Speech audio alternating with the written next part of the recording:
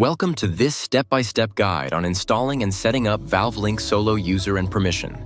In this tutorial, we'll walk you through the key steps to ensure your software is properly configured and ready to use.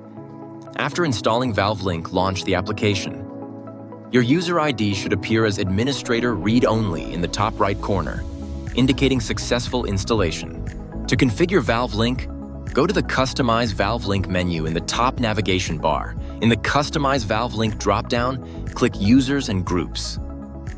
This opens the User and Group Management interface, where you can set access roles.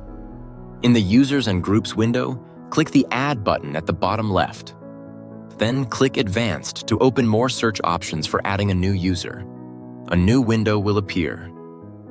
Click the Locations button to change the search directory, ensuring you target the correct environment for your user search, or adjust the directory to search in a specific domain or computer. Once the correct location is set, click Search to find and display all users or groups available within that. Select the appropriate group or user, such as ValveLink Software Admins, and click OK to confirm. This assigns the correct user access and activates administrative permissions. To allow full access, make sure to uncheck the Read-Only box. This step is required to enable editing and advanced features. Now, select the appropriate privileges depending on the user's role.